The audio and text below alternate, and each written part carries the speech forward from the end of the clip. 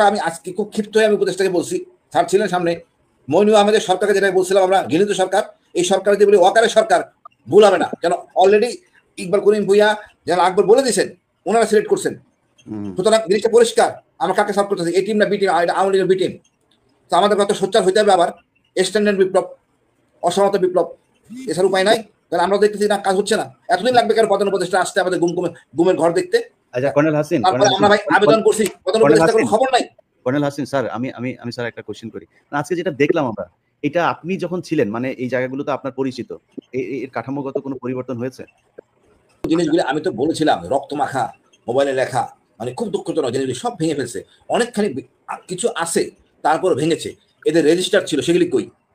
ওখানে তো এমনি বিচার করা যাবে না, ওইখানে কোর্ট বসাইতে হবে। ওইখানে কোর্ট বসে কারা ছিল সবকে ধরে আনতে হবে। এতদিন নরম ছিলাম, ভদ্র ছিলাম, আজকাল আচরণ এটা নাবিলার হোক আর গোয়েন্দার হোক কোনো ছাড় নাই। ওইখানে বিচারে বসাইয়া ডাইকে আইনে ধরে আনতে হবে, কোথায় গেলে জিনিসগুলো জবাব দাও। এমন এটা খুব ডিফিকাল্ট কাজ না। এমনডিসির লোক ছিল, এমনডিসির দলিল নথিপত্র নিয়ে আসতে হবে, কারা এনে ডিউটি করছে আমি নিজে দেখাই দিব। আমার খুব মেজাজ খারাপ হয়েছে, আরামায় সত্যি করার লোকদের নিয়ে গেছেন ওখানে, মানে স্মৃতিকারণ করার জন্য। মাইকেল চাকমারে যদি নিতেন তাও মনে করতাম যে আমাদের একটা ছোট ভাই, একটা ছোট জাতির একটা প্রতিনিধি, উনি বিপক্ষে ছিলেন বলে আনছেন, তাও মেনে নিতাম। কিন্তু আপনি যাদের নিছেন এটা লজ্জা। আমি চরমভাবে ক্ষিপ্ত, আমি বলতেছি না ওয়াকারের সরকার, আমি তাই বলবো। ওয়াকারকে আমি এতদিন ভদ্রভাবে কথা বলতাম, এখন আর বলবো না, পরিষ্কার বিপক্ষে কথা বলবো, আমি প্রতিদিনই বলবো। ততক্ষণ পর্যন্ত বহুদিন ধরে বলতেছিলাম আমি যে হাসান হাসিনের কথা বলেন, আজকে 1.5 মাস লাগছে ওনাদের কথা বলতে, এই বিষয়টা নিয়ে আলোচনা করতে। ওনারা নিজেদের কি মনে করেন, আইনের ঊর্ধ্বে নাকি না? ওদের সেটা আইন আছে। একটা জিনিস আজকে পরিকল্পিতভাবে আমাকে নেওয়া হয় না ওখানে, যতই নয় ছয় করুক, আমি ক্লিয়ার, কারণ তো ফৌজদারি কার্যবিধি ভালো বুঝি আমি। এই দেশে কি এমন কোন বিবেকবান নাই, সব মানে উপদেষ্টা পরিষদে কেউ নাই যে এই বিষয়টা রিয়েলাইজ করবে যে ষড়যন্ত্রটা কোথায় চলতেছে? আমরা এখন এই 6 মাস 7 মাস পরে আমাদেরকে এই ষড়যন্ত্রের মধ্যে পড়তে হবে যে এখনো পর্যন্ত আমরা প্রকৃত এই গুম খুনের মতো প্রতিশোধের মানে অপরাধের আমরা শাস্তি যাদের দিতে চাই তাদেরকে আমরা আইডেন্টিফাই করার জন্য এখন আইনের ফাঁকফোকরের মধ্যে তাদেরকে রেখে দিচ্ছি। যেটা নিয়ে আলোচনা করবো সেটা হচ্ছে যে আপনারা জানেন যে আজকে আয়নাঘর পরিদর্শনে গিয়েছিল সরকারের উচ্চপদস্থ কয়েকজন উপদেষ্টা, প্রভাবশালী উপদেষ্টারা গিয়েছিলেন। তো আমার কাছে প্রথমে যেটা মনে হয়েছে, অনেক কথাবার্তা হচ্ছে সেগুলো নিয়ে, কি হয়েছে, ঘর ভেঙে ফেলেছে, ভেঙে সেই ঘরগুলোকে বড় বড় করা হয়েছে, আগের যেই কাঠামো ছিল সেই কাঠামোগুলো পরিবর্তন করা হয়েছে।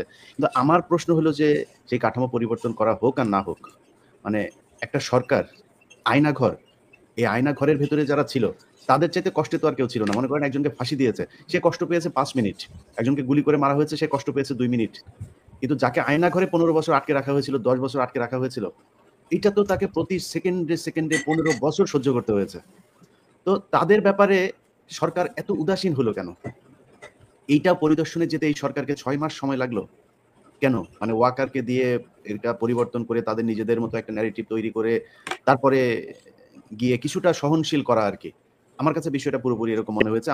আমার সাথে brigadier general Hasan Nasir sir আছেন এবং কর্নেল হাসিনুর রহমান আছেন। আমি হাসান নাসির স্যার আপনার কাছে যাওয়ার আগে, যেহেতু আমাদের হাসিনুর রহমান দীর্ঘদিন এবং তিনিই মূলত এই আয়নাঘরের প্রথম আমরা তার মাধ্যমে জানতে পারি যে আয়নাঘর নামে কিছু একটা আছে এবং সেখানে কি ধরনের নির্যাতন হয়। কর্নেল হাসিনুর, আমি যে কথাটা বলছিলাম যে 6 মাস লাগলো কিনা এটা একটা প্রশ্ন। আরেকটা প্রশ্ন হচ্ছে যে আমরা বিভিন্ন পত্রিকা টেলিভিশনে তাদের ভিডিওতে দেখলাম, আমার বাংলা এডিশনেও এটা নিউজটা হয়েছে, আমি কোথাও আপনাকে দেখলাম না। আপনাকে কি জানানো হয় নাই না আপনি জান নাই? আমার কাছে খুব লজ্জা এবং বিব্রত বোধ লাগছে। আমি সবাইকে বলি, আমি 20 সালের 22শে ফেব্রুয়ারি আমি আয়নাঘর থেকে মুক্তি পাওয়ার পরে আমি মেজর দেলোয়ার আছেন কানাডাতে, তার সাথে যোগাযোগ করি কীভাবে আয়নাঘর থেকে লোকদেরকে বের করতে হবে।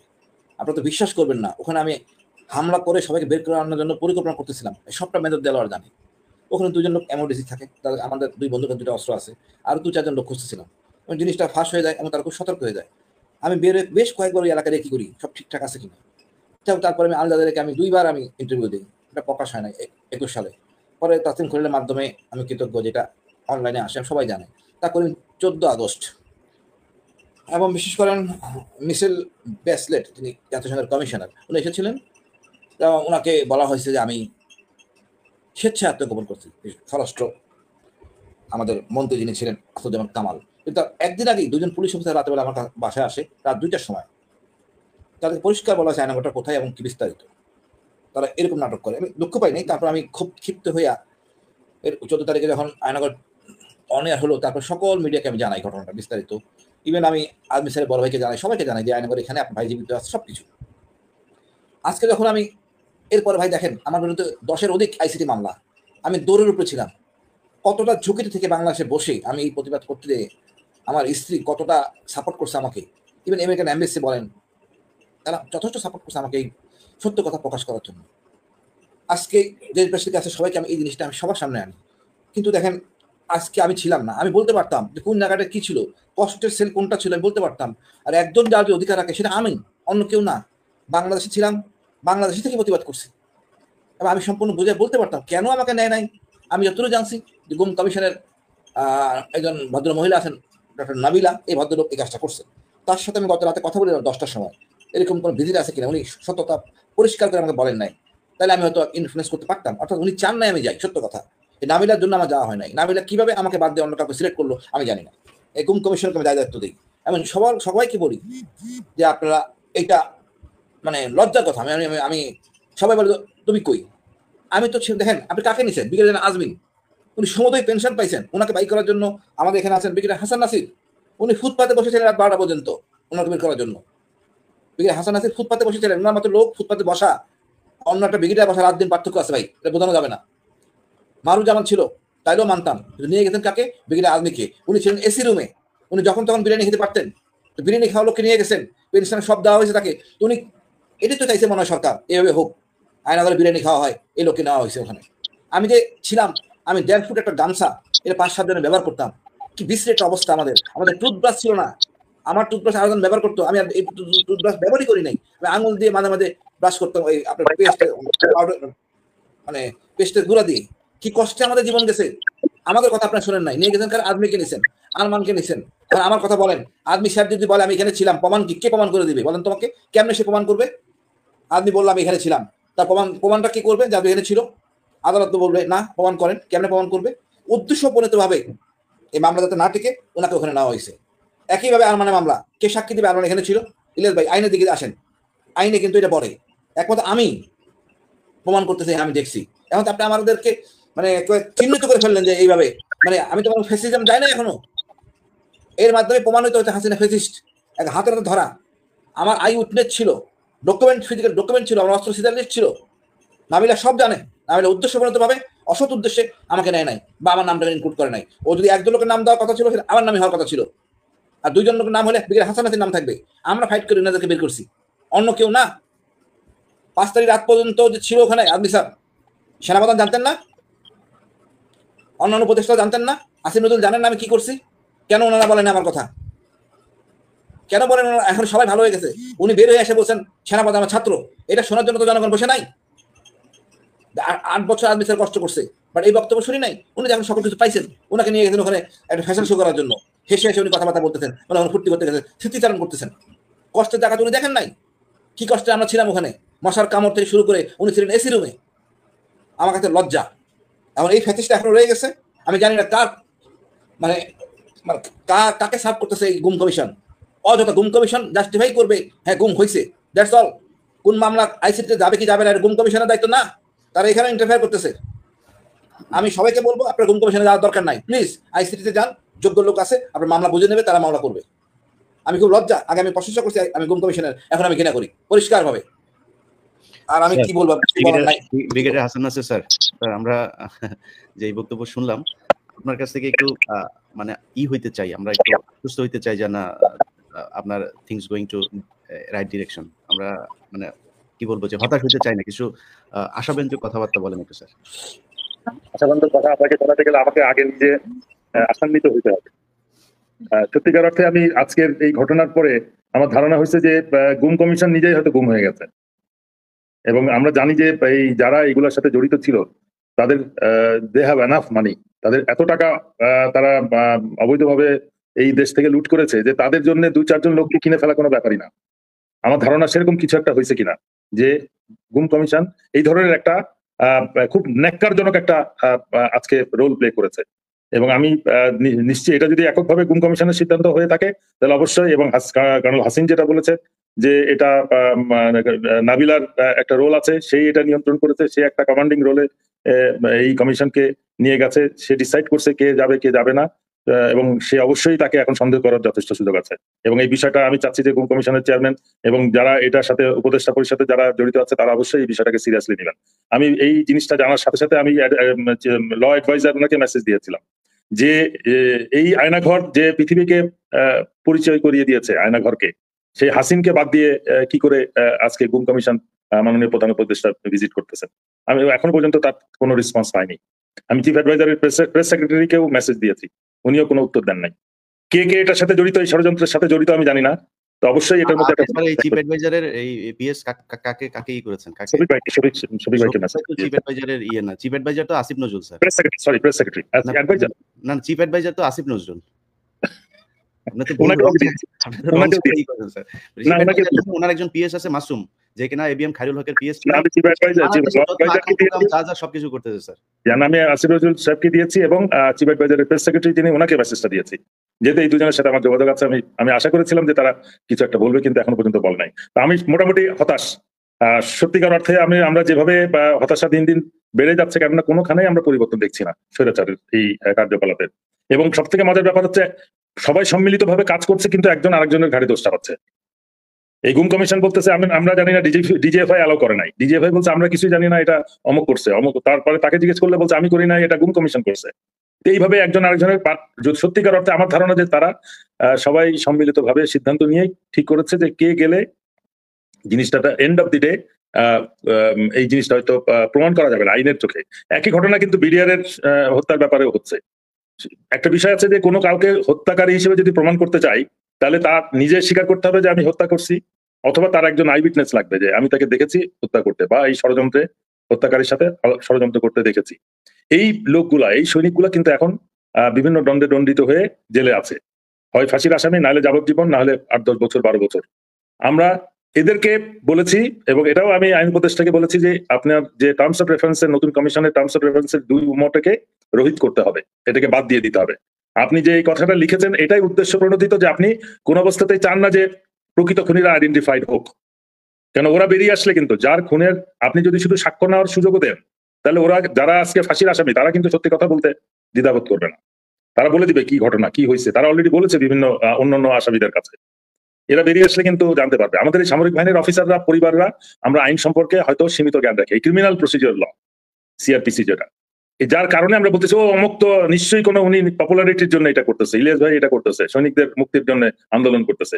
আন্দোলনটা সৈনিকদের মুক্তির না, আমাদের আন্দোলন হচ্ছে এই বিডিআর হত্যা বিচার হোক।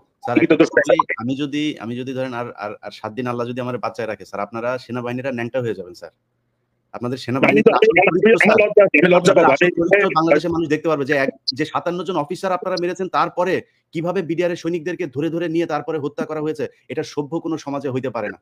আজকে 17 বছর তারা জেল খাটার পরে এখনো তাদের উপর দিয়ে প্রেশার, তাদেরকেই করতে হবে। আপনাদের সেনাবাহিনীর যেই ফোন করে আমাকে সবার যে ইলিয়াস আপনি তো করছেন, আপনি তো সেনাবাহিনীর বিরুদ্ধে কথা বলছেন, আপনি সেনাবাহিনীর এই পরিবার, আরে ভাই সেনাবাহিনীর পরিবারের বিচার আমি সবচেয়ে বেশি চাই। মানে ব্রিগেডিয়ার হাসান নাসিরকে কখনো চেয়েছেন? আমি তো আপনার সেই প্রায় 4 ঘন্টার রেকর্ড তো আমার হাতে এখন। আপনি যে 4 ঘন্টা জিজ্ঞেস করেছেন জাহাঙ্গীর কবির নানক, কামরুল ইসলাম, তারপরে এগুলো আমি পেয়েছি। আপনার যে কোশ্চেন, সেই কোশ্চেনে বোঝা যাচ্ছিল যে আপনি ঠিক কোশ্চেনটা ঠিকই করছেন, কিন্তু আপনি যে প্রচন্ড হতাশ, ওদের যে কিছু করা যাবে না, ওদের কাছে যে আপনি খুব দুর্বল, এটাও বোঝা যাচ্ছিল। সেই 4 ঘন্টার পুরো রেকর্ড কিন্তু আমি হাতে পেয়েছি। এগুলো আস্তে আস্তে সব সারবো, এই 2-4 দিনের ভেতরেই শুরু হবে এটা নিয়ে অভিযান। তো আমার এই জিনিসগুলো যখন সামনে আসবে, তখন আপনারা সেনাবাহিনীরা বাঁচবেন কেমনে বলেন? আপনারা এখন বাঁচাইতে যাচ্ছেন এই যে 44 ব্যাটালিয়নের আপনার শামস আইসা, সে মিডিয়ার সামনে তখন শেখ হাসিনা যদি নাকি এই সাধারণ ক্ষমা ঘোষণা করতো আরো অনেকে মারা যেত, তারা বেটা মেরে তো ফেলেছেই, তোর আর কি মারবে? এরপরে আর কাদের মারবে? টনিক শামস এটা আপনাদের সেনাবাহিনীর ভেতরের ভাষা আর কি। তা আমরা যেই শামসকে চিনি, তাকে তো সুন্দরভাবে দেশের বাইরে পাঠিয়ে দেওয়া হয়েছে। এখন মইনুল কায়েস আছে, ওই ইমরান ইবনে রৌফ আছে, চাকরিতে সব বেশিরভাগই এখনো পর্যন্ত চাকরি করে যাচ্ছে। এই বিচার সেনাবাহিনী না করলে সেনাবাহিনী কি মনে করে? তারা কি আরেক রাজ্যের কিছু নাকি? বাংলাদেশের আইন তারা মানবে না? না, আমি সত্যিকার অর্থে জনগণের যে কালচারটা আমাদের চেঞ্জ করতে হবে, যে জনগণের ট্যাক্সের টাকায় সশস্ত্র বাহিনীকে পালা হয়, গড়ে তোলা। সুতরাং এই সশস্ত্র বাহিনীর যা কিছু হবে সেটার জবাবদিহি জনগণের কাছে করতে হবে। জনগণকে জানতে হবে যে আমি যে ট্যাক্স দিয়ে টাকা দিয়ে তোমাকে বেতন দিচ্ছি, তোমার অস্ত্র কিনে দিচ্ছি, এই অস্ত্র দিয়ে বা এই বেতনের টাকায় তুমি সুশিক্ষিত বা দেশের প্রতিরক্ষার জন্য যথেষ্ট যোগ্যতা অর্জন করছো কিনা, তোমার অস্ত্র কাজ করে কিনা। আমি আপনাকে অফিসিয়ালি বলতে পারবো না, বাট আমার কাছে একটা তথ্য এসেছে যে সত্যিকার অর্থে বাংলাদেশ নৌবাহিনীর যত জাহাজ আছে আগামী 10 বছরের মধ্যে এটা সম্পূর্ণ অকার্যকর হয়ে যাবে। এটা জাস্ট শুধু ভাসমান নৌকা হয়ে যাবে। এটা এক্সটেন্ডেড লাইফ পর্যন্ত এই দুই একটা ডাইউ ছাড়া নতুন যেগুলো আছে। তো এই অবস্থা যদি হয় তাহলে তো আমাদেরকে জানতে হবে যে আমরা একটা সেরিমোনিয়াল বাহিনী নাকি সত্যিকার অর্থে যুদ্ধে মানে অংশগ্রহণ করে জয়লাভ করার জন্য বা একটা অবস্থানে আমাদেরকে প্রতিরক্ষা ব্যবস্থা নিশ্চিত করার জন্য আমরা এই বাহিনী থেকে পাচ্ছি। এই জিনিসটা তো আমরা নিশ্চিত না যে আমাদের বাহিনী তাদের দেওয়া দায়িত্ব পালনে সক্ষম কিনা। কালকে আমি একটা তথ্য পেলাম, DGFI sir colonel Mohammad Ali কে চেনেন? আমি চিনি না। আচ্ছা, মেজর তানভীর কে চেনেন? এনএসআই তে আছেন, 64 লং কোর্সের।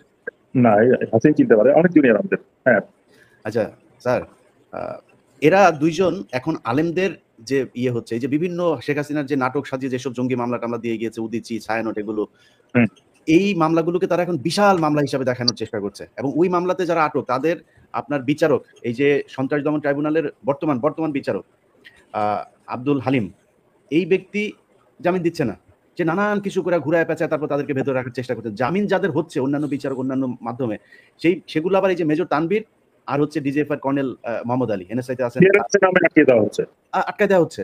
এই দুইজন, আমি নাম সহ বললাম, তাদের ফোন নাম্বারটাও চাইলে এখন দিয়ে দিতে পারি, কিন্তু এটা করা ঠিক হবে না।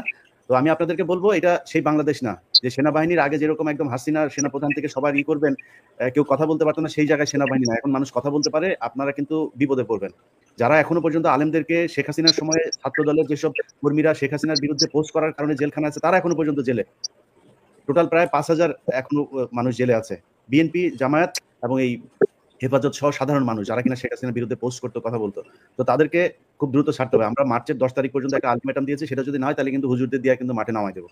তখন দেশের পরিস্থিতি আন্তর্জাতিক জঙ্গি নাটক এটা কমিশন করতে হবে, সবাইকে ছাড়তে হবে। আমি এদেরকে দণ্ডিত করতে, এই বিচারক দণ্ড দিচ্ছে তাদেরকে বিচার আনতে হবে। দেশটা কারো বাপের মূল্য না, যারা তারা জঙ্গি বানায় ফেলবে, যারা তারা জেলে পাঠিয়ে দিবেন। আপনি দেখি নাই যে ডান্ডাবেড়ি লাগায় নিয়ে এসে এই লোকদেরকে কি কষ্ট দেন নাই আপনারা? এখন আইসিটিতে জিয়া সাহেব ফুর্তি করে ছুট পড়ে আসেন সাক্ষী দিতে, এমনটা কথা ছিল না? আমাকে যখন এরা গুম করেন তখন তো আমাকে এভাবে রাখেন নাই, ফলো করে রাখছিলেন। আমরা এখন আমরা এই কথা আমি আজকে খুব ক্ষিপ্ত হয়ে আমি উপদেষ্টাকে বলছি, স্যার ছিলেন সামনে। মইনুল আহমেদের সরকারকে যেটা বলছিলাম, আমরা ঘৃণিত সরকার, এই সরকার যে বলি ওয়াকারের সরকার, ভুল হবে না। যেন অলরেডি ইকবাল করিম ভুইয়া যেন আকবর বলে দিয়েছেন, ওনারা সিলেক্ট করছেন। সুতরাং জিনিসটা পরিষ্কার, আমরা কাকে সাপোর্ট করতেছি, এই টিম না বি টিম, আওয়ামী লীগের বি টিম। তো আমাদের কত সোচ্চার হইতে হবে, আবার স্ট্যান্ডার্ড বিপ্লব, অসহমত বিপ্লব, এছাড়া উপায় নাই। কারণ আমরা দেখতেছি না, কাজ হচ্ছে না। এতদিন লাগবে কেন প্রধান উপদেষ্টা আসতে আমাদের গুমের ঘর দেখতে? আচ্ছা কর্নেল হাসিন, আমরা ভাই আবেদন করছি, প্রধান উপদেষ্টা কোনো খবর নাই। কর্নেল হাসিন স্যার, আমি স্যার একটা কোশ্চেন করি। আজকে যেটা দেখলাম আমরা, এটা আপনি যখন ছিলেন, মানে এই জায়গাগুলো তো আপনার পরিচিত, এর কাঠামোগত কোনো পরিবর্তন হয়েছে? ওই মানে আয়নাঘরের অবস্থাটা, জি জি, আমরা দেখলাম অনেক দেয়ালের, মনে হচ্ছে যে এখানে আরেকটা দেয়াল ছিল। মূল জিনিসগুলো আমি তো বলেছিলাম, রক্ত মাখা, মোবাইলে লেখা, মানে খুব দুঃখজনক জিনিসগুলি সব ভেঙে ফেলছে। অনেকখানি কিছু আছে তারপর ভেঙেছে। এদের রেজিস্টার ছিল, সেগুলি কই? ওখানে তো এমনি বিচার করা যাবে না, ওইখানে কোর্ট বসাইতে হবে। ওইখানে কোর্ট বসে কারা ছিল সবকে ধরে আনতে হবে। এতদিন নরম ছিলাম, ভদ্র ছিলাম, আজকের আচরণ, এটা নাবিলার হোক আর গোয়েন্দার হোক, কোনো ছাড় নাই। ওইখানে বিচারে বসাইয়া ডাইকে আইনে ধরে আনতে হবে। কোথায় গেলে জিনিসগুলো জবাব দাও। এমন এটা খুব ডিফিকাল্ট কাজ না। এমওডিসির লোক ছিল, এমওডিসির দলিল নথিপত্র নিয়ে আসতে হবে, কারা এনে ডিউটি করছে আমি নিজে দেখাই দিব। আমার খুব মেজাজ খারাপ হয়েছে, আরামায় সত্যি করা লোকদের নিয়ে গেছেন ওখানে, মানে স্মৃতিকারণ করার জন্য। মাইকেল চাকমার যদি নিতেন তাও মনে করতাম যে আমাদের একটা ছোট ভাই, একটা ছোট জাতির একটা প্রতিনিধি, উনি বিপক্ষে ছিলেন বলে আনছেন, তাও মেনে নিতাম। কিন্তু আপনি যাদের নিছেন এটা লজ্জা। আমি চরমভাবে ক্ষিপ্ত। আমি বলতেছি না ওয়াকারের সরকার, আমি তাই বলবো। ওয়াকারকে আমি এতদিন ভদ্রভাবে কথা বলতাম, এখন আর বলবো না, পরিষ্কার বিপক্ষে কথা বলবো। আমি প্রতিদিনই বলবো, যতক্ষণ পর্যন্ত বহুদিন ধরে বলতেছিলাম আমি যে হাসান হাসিনের কথা বলেন। আজকে 1.5 মাস লাগছে ওনাদের কথা বলতে, এই বিষয়টা নিয়ে আলোচনা করতে। ওনারা নিজেদের কি মনে করেন, আইনের ঊর্ধ্বে নাকি না? দেশে একটা আইন আছে। একটা জিনিস ইলিয়াস ভাই বলি, এই যে অফিসারদের ওয়ারেন্ট হয়েছে আজকে 12 তারিখ, যোগদান করে নাই, তাদের অবর্তমানে যদি বিচার হয়, তারা নিজেরা বলতে পারবে না কখনো জামিনের অপরাধ, তো তারা হাজির হয় নাই। সেনাপ্রধান তারা রক্ষা করতে পারবে না, এবং তাদের অবর্তমানে বিচার হওয়ার ব্যবস্থা করতেছে সেনাপ্রধান ভুলে গেছেন বিএনপি সরকারের সময় বিএনপির আইজিপি এক ওই সার্জেন্ট স্যালুট না দেওয়ার জন্য আইজিপি বাড়ি চলে গেছে। স্যার মনে আছে আপনার? স্যার এক ট্রাফিক সার্জেন্ট স্যালুট দেয় নাই, আইজিপি বাড়ি চলে গেছে বিএনপি সরকারের সময়, বিএনপির আইজিপি। আর এটা তো গুম খুন, চরম মারাত্মক অবস্থা। ইলিয়াস ভাই, আমি এই যে কতটা মাস বছর, ইলিয়াস ভাই আমার এই যে 1 বছর 6 মাস 14 দিন আমার পরিবার, আমি যা পছন্দ করতাম তা খাই নাই। কান্নাকাটি, বাচ্চারা এক জায়গায় ঘুমাইতো, বাবাকে খুঁজতো, এক কলিং দিলে দৌড়ে যাইতো। এদের যে কষ্ট সেই পর্ব তো বলি নাই। আমার যে কষ্ট সেটা বলি নাই, চুপ ছিলাম, এখন তো চুপ থাকার কাজে নাই। এখন বই লিখতেছি, একটা সব ফাঁস করে দিব। ওখানে গুম কমিশন অনৈতিকতা উল্লেখ করবো, ইনশাল্লাহ বই লিখবো, ডকুমেন্টারি করবো, কাউকে ছাড় দেওয়া যাবে না। কোন ক্ষমতা বলে আপনি এই অপরাধীদেরকে আপনি বিচার করবেন সেনাবাহিনীতে? আপনি এমন কি করছেন? তার 5 তারিখ পর্যন্ত গুলি করে নাই সেনাবাহিনী, 5 তারিখ পর্যন্ত ভিডিও গুলি করে নাই। 5 তারিখ সকালবেলা আমি মিরপুর ডিসিতে বেরোতে গেছিলাম, প্রেস ক্লাবে যাবো, আমাকে 1.5 ঘন্টা ডিলে করে দেওয়া হয়েছে। যে ব্রিগেড কমান্ডার, সে ব্রিগেড কমান্ডার আজকেও সেখানে আসেন। এখন বলেন কি করা যাবে? এটা কি আওয়ামী লীগ সরকার না নতুন সরকার, বিপ্লবী সরকার? না না স্যার, এবার ধরেন 111 সময় খালি মানে পরিচয় দিয়ে দিয়ে সরাসরি ব্যবসায়ীদের ডেকে ডেকে ডিজিএফ অফিসে নিয়ে 100 কোটি 500 কোটি টাকা চাঁদাবাজি করা হইতো। এবার আর পরিচয় দিয়ে করা হচ্ছে, এবার গোপনে গোপনে মানে সব ইউনূস সরকারের উপরে দোষ চাপায় করা হচ্ছে, বাট ওই সেম জিনিসগুলোই হচ্ছে। তো পরিবর্তনটা কি জানেন, 111-এ কেউ বলতে পারে না 111-এ এই যে চামচা আরেকটাকে ঢুকাইছে আপনার মনির হায়দারদের মতো চামচারা তখন আপনার ডিজিএফ এর হয়ে কাজ করেছে। এখন কিন্তু বাইরের লোকজন আছে, আমরা আল্লাহর রহমতে, আল্লাহ যদি বাঁচায় রাখে সেনাবাহিনী ওই সুবিধা পাবেন এবং রিটায়ারমেন্টে যাবেন, মেয়ে ছেলে জামাই 14 গোষ্ঠী নিয়ে অপমান করতে থাকবো, সারা জীবন অপমানিত হবেন। আর আসিফ নজরুল এই যে সুযোগ পেয়ে আপনি যে সেনাবাহিনীর চরের মতো কাজ করছেন, মূল চর তো সেনাবাহিনীর চরটা তো মূলটা হলো আসিফ নজরুল, এবং সে তাদের পছন্দের সব লোকজনকে ইউনূস সরকারের ভেতরে ঢুকাচ্ছে। তো আমরা এই জিনিসগুলো অবশ্যই মনে থাকবে। আপনাদের মতো সেনাবাহিনীতে দেশপ্রেমিক অনেক মানুষ আছে যারা এখন কাজ করছে, আমরা তো একদম ঢালাওভাবে সেনাবাহিনীকে নিয়ে কথা বলতে পারবো না, সেই কি বলবো যে মানে ভুলটা আমরা নিজেরাও করতে চাই না। কিন্তু আমরা সেনাবাহিনীর কাছে এইটুকু দাবি করব যে 25শে ফেব্রুয়ারি বাংলাদেশে যে হত্যাযজ্ঞ হয়েছে, সেই হত্যাযজ্ঞের মধ্যে বিডিআর সদস্যরা যেমন কেউ কেউ জড়িত, তারা ঘটনার পরিপ্রেক্ষিতে সেটার সাথে জড়িয়েছে, কিন্তু এটা মূল পরিকল্পনার সাথে এই হত্যাকাণ্ডকে ঠেকানো যেত, সেই যারা ঠেকানি, যারা এটাকে হতে দিয়েছে, তারা হচ্ছে মূল সেনাবাহিনী। এবং আমি কালকে আপনারা দুইজনকে আমি বিষয়টা জানিয়ে রাখি যে একজন সৈনিকের সাথে কথা বলছিলাম, দেখেন কত নির্মম, কত নিষ্ঠুর ওরা। সেই ব্যক্তি 10 মাস চাকরি করেছে 25 তারিখের পরেও, একজন মেজরকে সে বাঁচিয়েছে। সেই মেজর আবার বের হয়ে বক্তব্য দিয়েছেন যে হ্যাঁ আমাকে এই সিপাহী এরা আমাকে বাঁচিয়েছে। তাকে এই 10 মাস বলা হয়েছে যে হ্যাঁ তুমি গ্রেট জব করেছো, তাকে ইন্সপায়ার করা হয়েছে। 10 মাস পরে হঠাৎ করে তাকে সে ছুটি দিয়ে গেছে, আসার পরে তাকে গ্রেপ্তার। প্রথমে বলেছে যে তোমাকে সাক্ষী হইতে হবে, কি সাক্ষী? এই সাক্ষী দিতে হবে। সে বলছে না স্যার আমি তো এরকম না, আমি শুধু একটা জিনিস দেখেছি যে মেডিকেল কোরের কয়েকজন ডাক্তার, আর্মি অফিসার এরা এসেছিল, আমি ওনাদেরকে বাঁচিয়েছি, আমি তো এইটাই জানি, এর বাইরে তো আমি ভেতরে কি হয়েছে জানি না। বলছে না তোমাকে এটা বলতে হবে।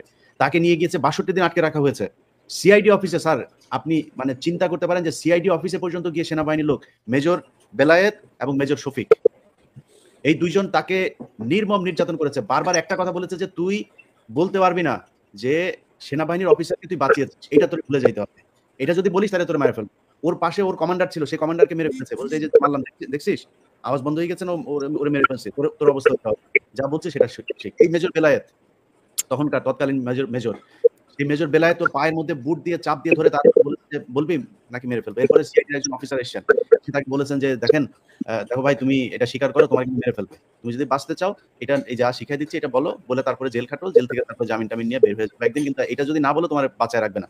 এটা সেনাবাহিনী, এটা চিন্তা করা যায়? এই সেনাবাহিনী চেঞ্জ করতে হবে, নাহলে সেনাবাহিনী আমাদের দরকার নাই। এটা 100% চেঞ্জ করতে হবে ভাই। এই সেনাবাহিনীতে এই দেশ রক্ষা হবে নাকি? তারা ভারতের কথায় তার নিজের সহকর্মীদেরকে গুলি করে হত্যা করে, এটা দিয়ে আমরা কি করবো? আমরা সেনাবাহিনী বিদেশে, আমরা সেনাবাহিনীর সবচাইতে সেনাবাহিনীর প্রেমিক, আমরা সেনাবাহিনীকে সর্বোচ্চ সম্মানের জায়গায় দেখতে চাই। যারা মারা গিয়েছে তাদের পরিবারের প্রতি আমরা সবচেয়ে সহানুভূতিশীল। আপনি বিশ্বাস করবেন, বিডিআর যারা জেলখানায় আছে, যারা জেল থেকে বেরোচ্ছে, তাদের পরিবার, এই এখনকার যেই ভারতের পাঁচাটা দালাল, এই সেনাবাহিনীর চাইতে বিডিআর এর পরিবার সেনাবাহিনীর পরিবারের প্রতি বেশি সহানুভূতিশীল, বেশি সংবেদনশীল। তারা তাদের অফিসারদের জন্য কান্না করে, আমার সাথে কথা বলতে যে কান্না করছে যে স্যারকে আমি বাঁচাইতে পারি না, স্যার আমাকে অনেক আদর করতো, মায়া করতো। এই হচ্ছে সেনাবাহিনী। আর এই সেনাবাহিনীর শহীদ পরিবারের একাংশকে এজেন্সি কিনে ফেলছে, তাদেরকে দিয়ে অ্যাসোসিয়েশন করতেছে, তাদেরকে দিয়ে এই বিডিআর এর যারা নিরীহ সৈনিক, যারা অপরাধ করে নাই, প্রমাণ হয়েছে, তারা 16 বছর জেল খাটার পরেও তাদের মুক্তির জন্য কেন কথা বললাম, আপনাকেও এটার জন্য দোষারোপ করছে, আমাকে হাসিনকেও দায়ী করা হচ্ছে যে আমাদের নিশ্চয়ই কোনো আল্টেরিয়ার মোটিভ আছে যে জন্য আমরা সৈনিকদের পক্ষে কথা বলছি। বাট আমাদের কথা বলার উদ্দেশ্য হচ্ছে যে কেউ নিরাপরাধ প্রমাণিত হবে তাকে অবশ্যই ছাড়তে হবে, আইনে যদি তার মুক্তি অ্যালাউ করে তাহলে তাকে বাইরে বেরিয়ে আসতে হবে। যে সত্যিকার খুনি তাকে আমরা প্লেনে চড়িয়ে সুন্দর করে বিদায় দিলাম, এখন যারা আশেপাশে ছিল ছাগলের 3 নম্বর বাচ্চাগুলোকে নিয়ে আমি ফাঁসির আসামি বানিয়েছি, এটা তো হইতে পারে। একটা কথা বলি, বলো।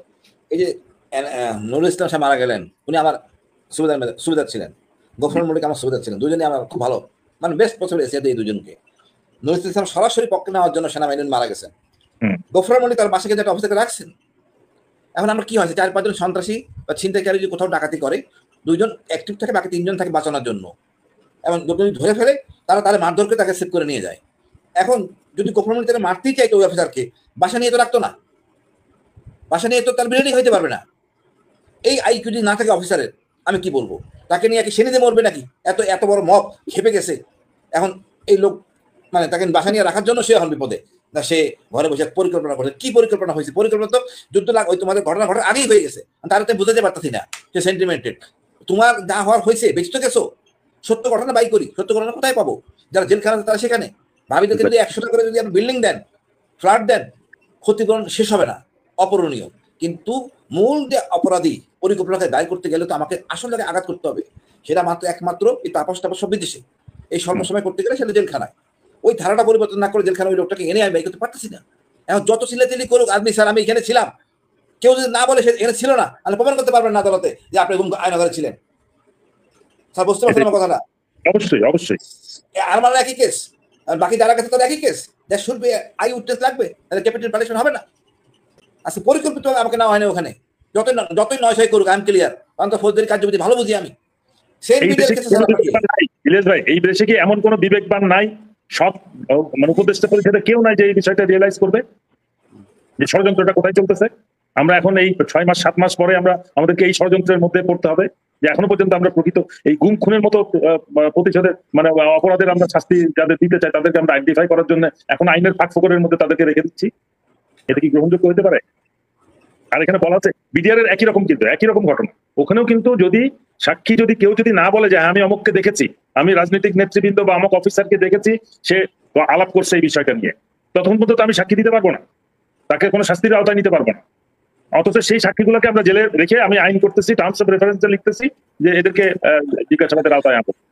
আবার এখন না না এখানে আবার একটা পার্টিকে এখান থেকে বলা হচ্ছে যে লিস্ট করে নাকি মারা হয় নাই, গণহারে মারা হয়েছে। তাহলে কিছু অফিসারকে দেখা মাত্র গুলি করা হয়েছে, কিছু অফিসারকে ধরে নিয়ে কোয়ার্টার রাখা হয়েছে, কিছু অফিসারকে সৈনিক লাইনে নিয়ে রাখছে। এই সৈনিক লাইনে সৈনিকের বাসায় এরা কারা? They are part of the conspiracy. Colonel মুজিবকে ভুল করে মারা হয়েছে স্যার। আমি জানি না, উনি তো প্রথম বই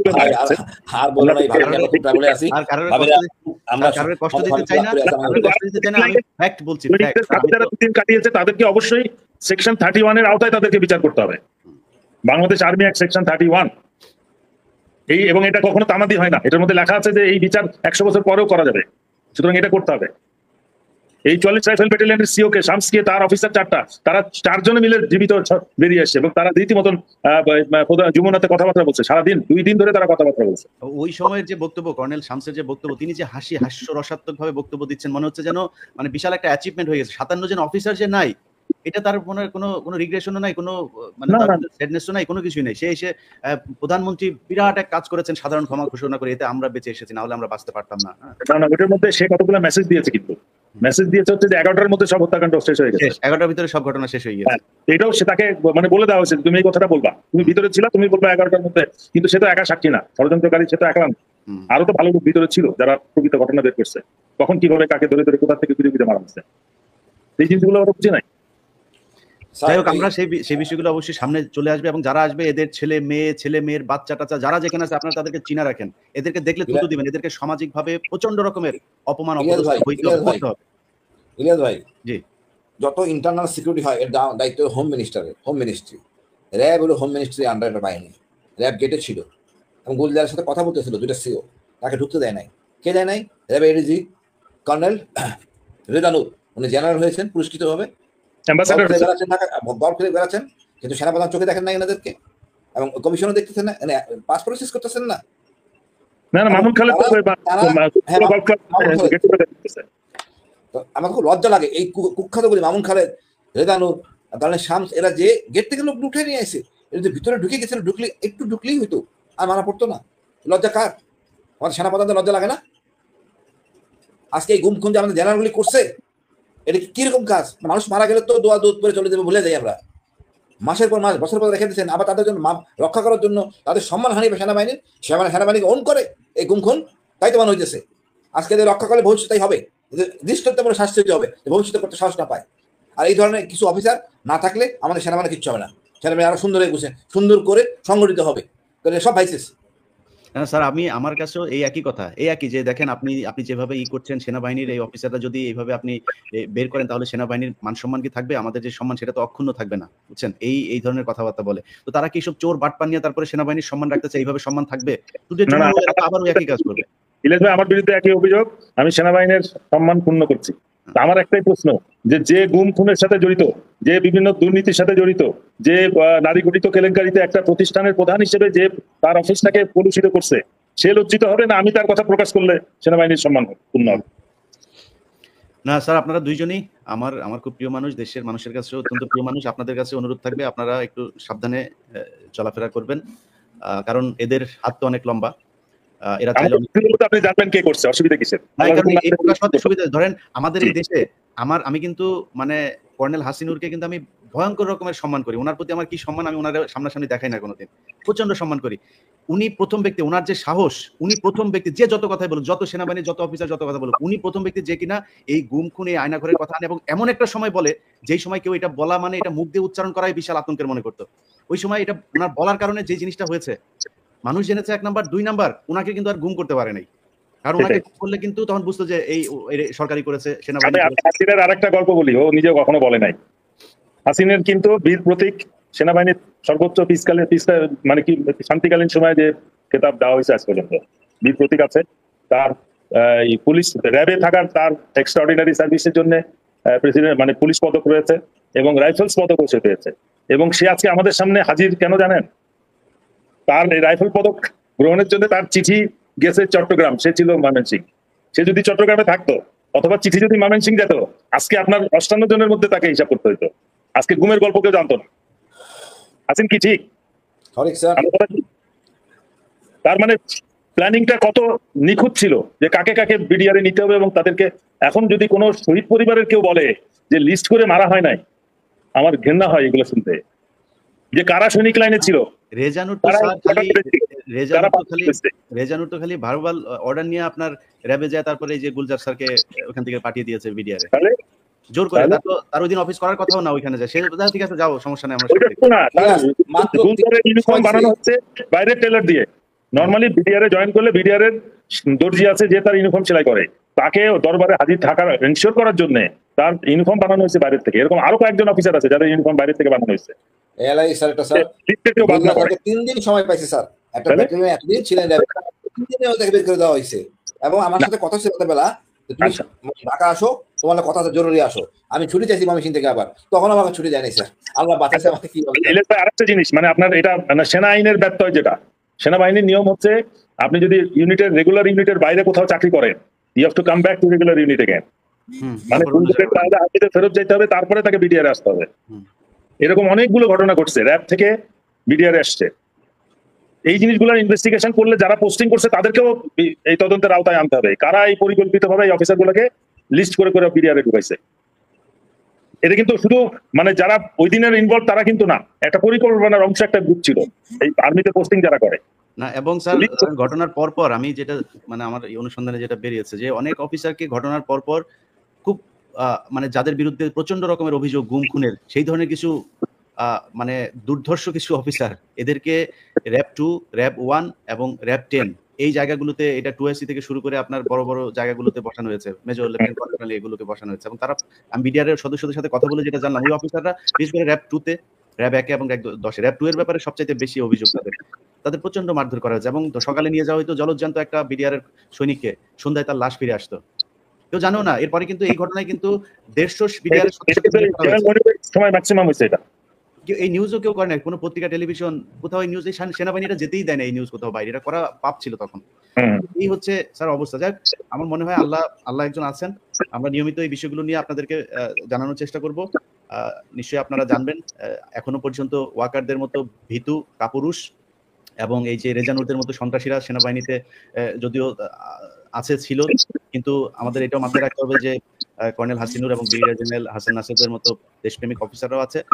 আমরা তো বাইরে আছি, ইনশাল্লাহ সেনাবাহিনীকে শুদ্ধ করতে হবে, এর কোনো বিকল্প নাই। যদি নাকি জোর করে হাসিনার মতো করতে, হাসিনা যেমন বলতো যে দেশের ভাবমূর্তি, আমরা আগে দেশের ভাবমূর্তি ক্ষুণ্ণ করি, আমরা আন্তর্জাতিক ভাবে বিভিন্ন জায়গায় যা দেশের বিরুদ্ধে এই প্রোপাগান্ডা চালাই, এই কাজটা এখন তারা করছে।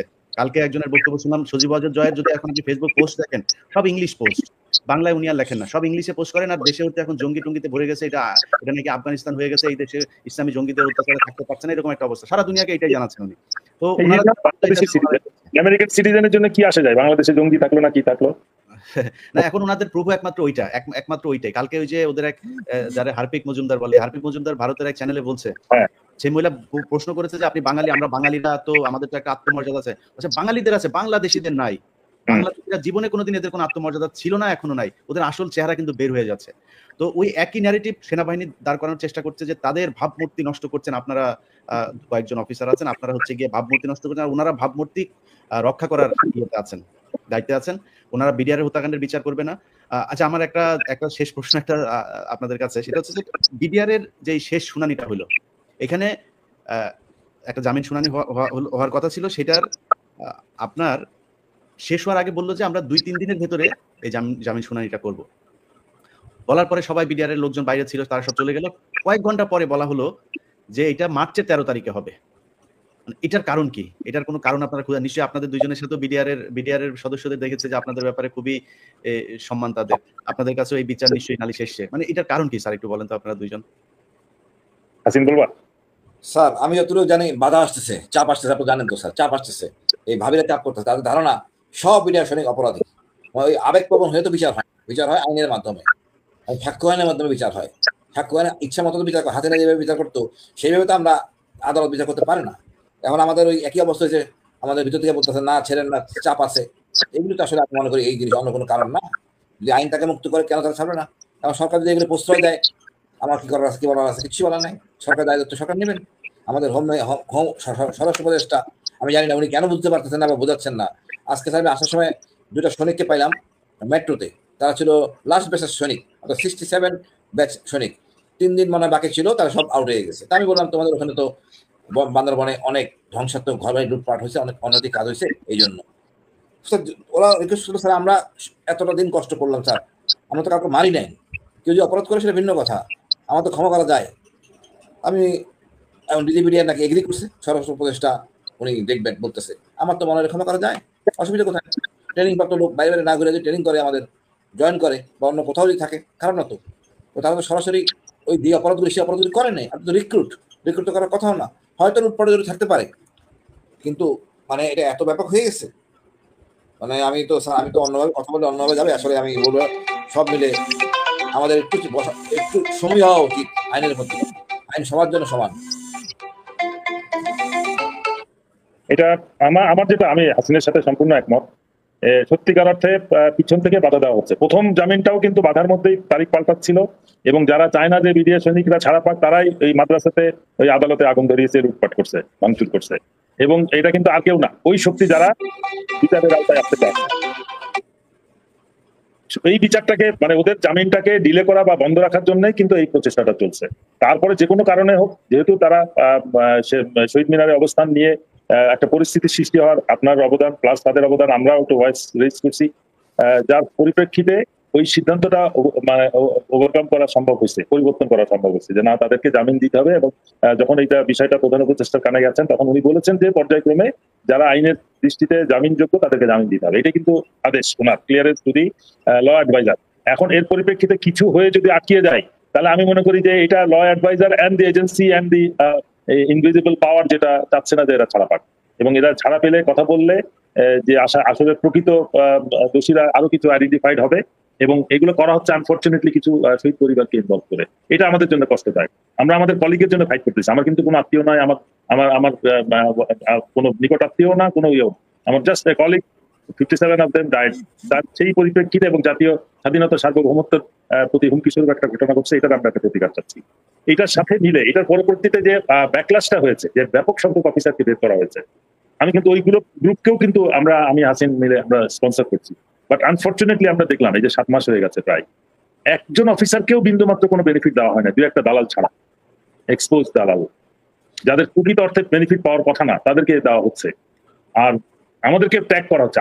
আমি হাসিন মিলে আমরা সব ঠিক করলাম যে চলো আমরা তাহলে রাওয়াতে একটা প্রোগ্রাম করি, যেখানে এই সংস্কার বা এই অফিসারদের যাদের প্রতি অফিসার করা হয়েছে তাদের বিষয়টা নিয়ে আমরা সার্ভিং যারা বাধা দিচ্ছে বা যারা মনে করতেছে যে আমরা কাজ ঠিক করতেছি না, চলো আমরা ওটা খোলামেলা আলাপ করি। এই আমরা 15 তারিখে ডেট দিয়েছি। হতাশ করার ব্যাপার কি, আমরা রাওয়াতে যখন হল বুক করতে গেছি তখন ছোট হল আমরা চাইছি যে 200 ক্যাপাসিটির, আমাদেরকে দিছে যেটা 1000 ক্যাপাসিটির, বলে যে এটা নিতে হবে 1,20,000 টাকা। 1,20,000 টাকা মানে কি, আমি বুক করলে আমার ছেলে মেয়ের বিয়ের অনুষ্ঠানে বিয়োগ করলে আমি একটা কনসেশন পাবো, ওইটা ওদের নাই। বলে আপনার ছেলে মেয়ের বিয়ে হলে আপনি কনসেশন পাবেন, নাইলে আপনি you are booking like a civilian. বলে তাই নাকি, 1,20,000 টাকা।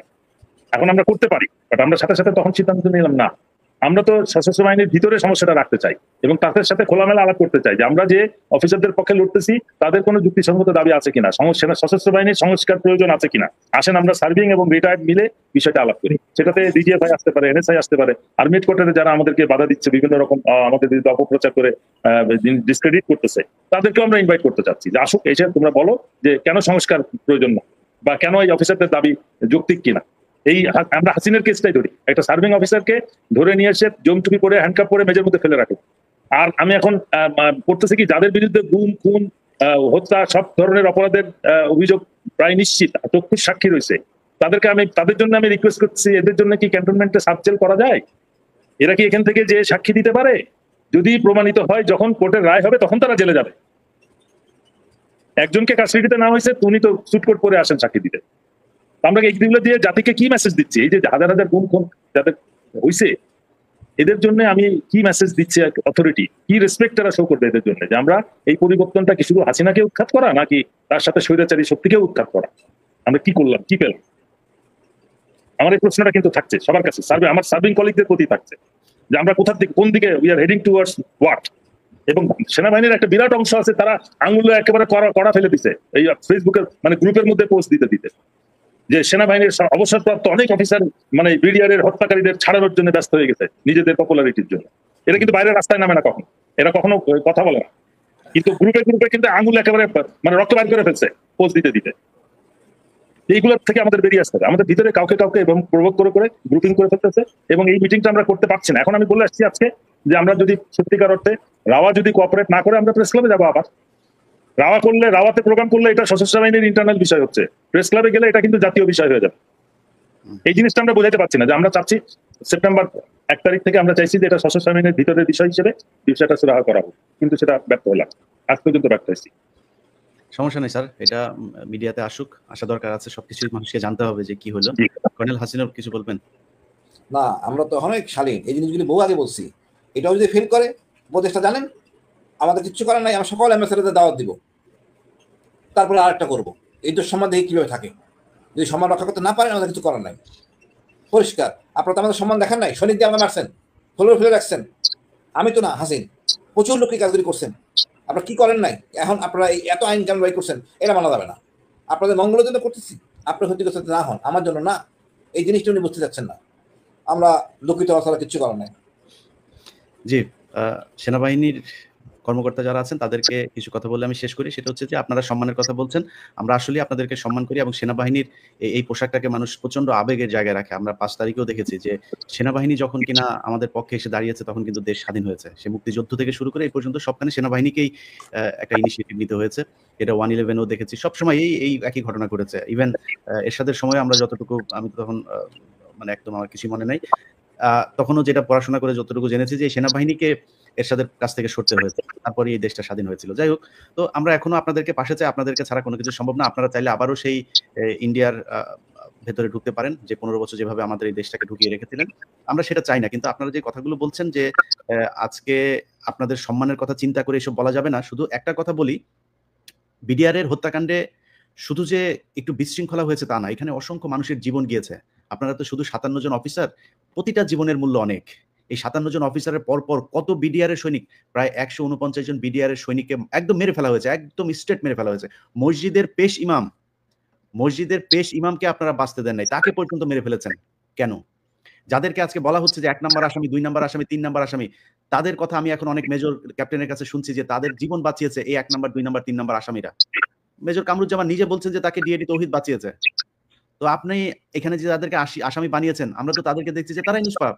তো এখন নিজেদেরকে নিষ্পাপ বানাতে গিয়ে নিষ্পাপ মানুষকে আসামি বানিয়েছেন, কিন্তু এটা আসলে আলটিমেটলি একটা খারাপ জায়গায় গিয়ে দাঁড়াবে। আমরা সেনাবাহিনীকে সম্মান করতে চাই। আবারও বলছি, আপনারা যত বেশি প্রেশার ক্রিয়েট করবেন আমাদেরকে তত বেশি মানে এটার ব্যাপারে আপনাদেরকে মানুষের কাছে আপনাদের চরিত্রটা তুলে ধরতে হবে। যেমন একটা জিনিস, বিডিআর এর পিলখানায় আমি কথাগুলো এখানে বলছিও না এবং আমি বিশ্বাস করি আমাকে কখনো বলতে হবে না, কিন্তু বলতে যেন বাধ্য না হই যে পিলখানার ঘটনা শুধু পিলখানার দিনই না, এখানে পরিকল্পনা হয়েছে, বিশাল একটা পরিকল্পনা, কিন্তু বিডিআর এর সৈনিকদের কিন্তু কিছু ক্ষোভ ছিল এবং খুব ভ্যালিড কিছু ক্ষোভ ছিল। ৬০০ কোটি টাকা নিয়ে বিমানবন্দরে কে আটক হয়েছিল, সেই ৬০০ কোটি টাকা নিয়ে মইনু আহমেদের সাথে কক্সবাজারে যে মিটিং টিটিং কারা করেছিল, এগুলো কিন্তু সব এখন আমাদের কাছে যারা এখন এতদিন বলতে পারেনি তারা সব জানিয়েছে। এগুলো যদি সামনে আসে তখন আপনারা সেনাবাহিনী মুখ দেখাইতে পারবেন? অতএব আমরা আপনাদের সম্মানের জায়গায় রাখতে চাই।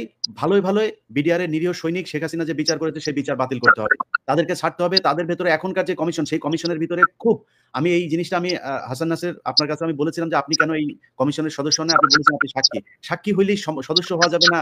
এটা আমি মনে হয় এই জিনিসটা আমার কাছে খুব ভালোভাবে আমি বাই করি নাই। কারণ আপনি সাক্ষী হয়েছেন তো কি হয়েছে, আপনি ওই সময়ের আপনি তদন্ত কমিশনের মানে এক প্রকার চিফ ছিলেন, তার পরপর যে কমিশনটা তৈরি করা হয়েছিল, মানে সেনাবাহিনীর ভেতর থেকে তো আপনি সবচেয়ে বেশি জিজ্ঞাসাবাদের এই জায়গাগুলোতে ছিলেন। আপনি তো জানেন কাকে কাকে জিজ্ঞাসাবাদ করতে হবে, আপনি সবকিছু জানেন। আপনার কোশ্চেন গুলো তো আমি শুনেছি, এই 4 ঘন্টার সেই রেকর্ডটা আমার কাছে আছে, সেখানে দেখেছি যে আপনি কি কোন অ্যাঙ্গেলে কি কোশ্চেন করছেন। তো আপনি জানেন যে কারা কারা এটার সাথে জড়িত, কোন কোশ্চেন করতে হবে, কিভাবে এটা বের করতে হবে, আপনাকে ওখানে রাখা উচিত ছিল।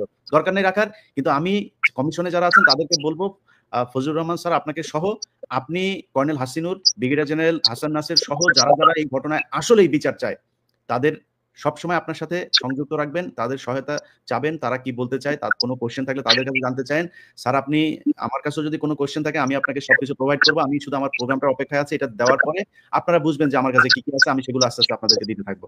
তো সেনাবাহিনীর কাছে অনুরোধ, আপনারা এখান থেকে বাঁচতে পারবেন না। আপনারা যদি বাঁচাইতে চান, যারা বাঁচাইতে চাবেন তারাও কালার হবেন। পুরো সেনাবাহিনীকে কালার করবেন না। এই সন্ত্রাসী খুনি যারা ভারতের হয়ে কাজ করেছে তাদেরকে ভালো ভালো এখান থেকে সরাই দিবেন। বিডিআর এর নিরীহ যে জওয়ান আছে তাদেরকে মুক্ত করবেন। আপনাদের কমিশন যদি কাউকে মনে করে বিডিআর এর জওয়ান অপরাধী ছিল, তাদেরকে ফাঁসি দিয়ে দেন, আমাদের কোনো সমস্যা নাই। সেনাবাহিনীর পক্ষ থেকে আমাকে বারবার যে জিনিসটা বলা হয়, আমি বিডিআরদেরকে বাঁচানোর চেষ্টা করছি, আমি বিডিআরদেরকে একদম বাঁচানোর চেষ্টা করছি না। আমি চাই বিডিআর এর যারা যারা অপরাধী ছিল, ইভেন সে কোনো খুন করে না কিন্তু সে পরিকল্পনার সাথে ছিল, আপনি তারও খুন করে ফেলেন, ফাঁসি না, তার ক্রস ফায়ার দেন, একদম রাস্তায় দাঁড় করে তার ফায়ার করে মারা ফেলেন, আমার কোনো সমস্যা নেই। কিন্তু আপনারা যদি নাকি মনে করেন যে এদেরকে মেরে তারপরে আপনাদের অফিসারদেরকে বাঁচাতে চাইবেন, ওইটা মনে হয় এখন বাংলাদেশে সম্ভব না। আপনাদের সেনাবাহিনীর অফিসাররা দুইজন আমার সাথে বসে কথা বলছে, এই ওয়েতে এই ভঙ্গিতে বাংলাদেশের সেনাবাহিনী কখনো সেনাবাহিনীর ব্যাপারে বাংলাদেশের ইতিহাসে কখনো কোনোদিন বলেনি, এখন বলছে। অতএব সময়টা আপনাদের পক্ষে নাই, আপনারা যত চেষ্টা করবেন তত আপনাদের সমস্যা হবে, এটুকুই বলবো। আপনারা কিছু বললে আপনাদের কথা শুনে শেষ করবো। ধন্যবাদ। আমরা চাচ্ছি যে প্রকৃত দোষীরা শাস্তি পাক, সেটা বিডিআর এর হত্যাকারী তাদেরকেও শাস্তি দিতে হবে, এবং গত 16 বছরে যারা গুম খুন হত্যা এবং দুর্নীতির সাথে জড়িত, সেনাবাহিনীর মান সম্মানকে যারা ক্ষুণ্ণ করেছে, আমাদেরকে যারা ছোট করেছে, শেষে সশস্ত্র বাহিনীর সম্মানহানি যারা করেছে তাদেরকে শাস্তির আওতায় আনা হোক, এটা আমার দাবি। আমি সেনাবাহিনীর মান ক্ষুণ্ণ করছি না, আমি সেনাবাহিনীর সুনামটাকে ফিরিয়ে আনতে চাচ্ছি। ইলিয়াস ভাই, আমরা চরমভাবে অতিষ্ঠিত শেখ হাসিনার জন্য। উনি আজে বাজে বক্তৃতা দিয়ে যাচ্ছেন এবং ভারতের বহাল তবিয়তে আছেন। ভারতীয় যারা বাংলাদেশে আছেন তারা তো বহাল তবিয়তে থাকতে পারে না, তাদের জীবনটা একটু কষ্টকর করে ফেলি, তাদের বাসা ভাড়া না দিই, এবং এই এমবেসিটা কোনো কাজ করতে না, ঘেরাও করার ব্যবস্থা করি, একটু চিন্তা ভাবনা করবেন যাতে তার প্রেশারে থাকে, হাসিনা যেন আবল তাবল না বলে। এটা দিয়ে আমি আমার বক্তব্য শেষ করছি।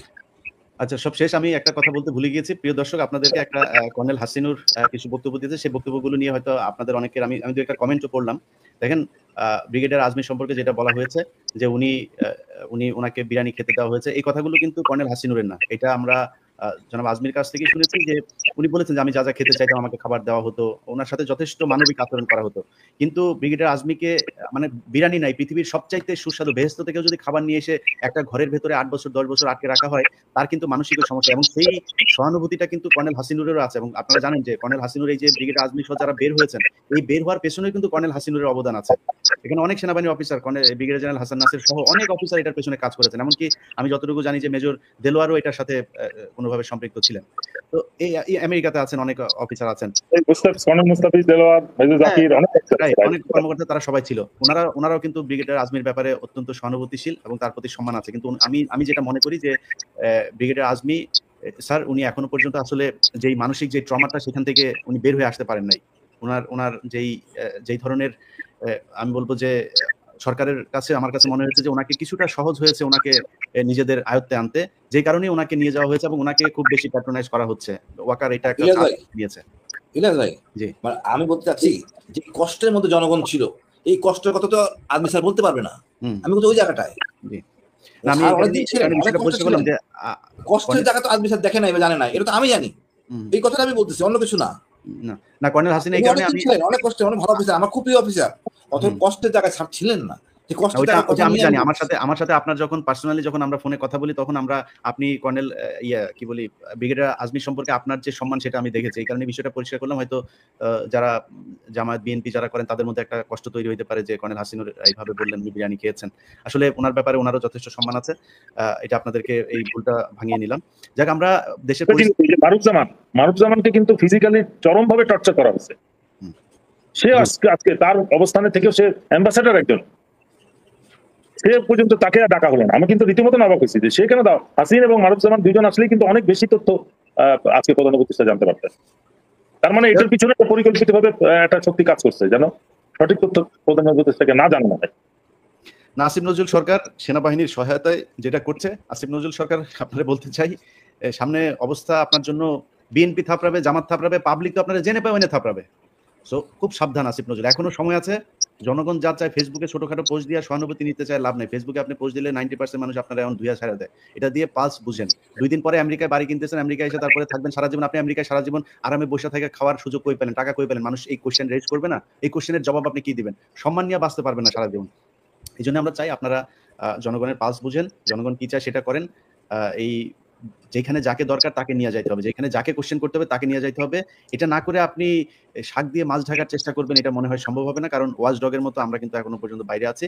এবং বিশেষ করে বিডিআর এবং গুম হত্যা, এই যে এগুলো যে হয়েছে এটার ব্যাপারে আমি কর্নেল হাসিনুর এবং ব্রিগেডিয়ার জনাব হাসান নাসের আমরা প্রতি সপ্তাহে একবার চেষ্টা করব যে আপনাদেরকে আপডেটগুলো জানানোর, দেশের সার্বিক পরিস্থিতি নিয়ে কথা বলবো। এখানে হয়তো আরো অনেক গুরুত্বপূর্ণ ব্যক্তিরা মাঝে মধ্যে যুক্ত হবেন। তাদেরকে নিয়ে আমরা আপনাদেরকে সব শেষ যা হচ্ছে দেশের চলমান ঘটনা প্রবাহ নিয়ে জানানোর চেষ্টা করব। সবাই ভালো থাকবেন। আল্লাহ হাফেজ। আসসালামু আলাইকুম।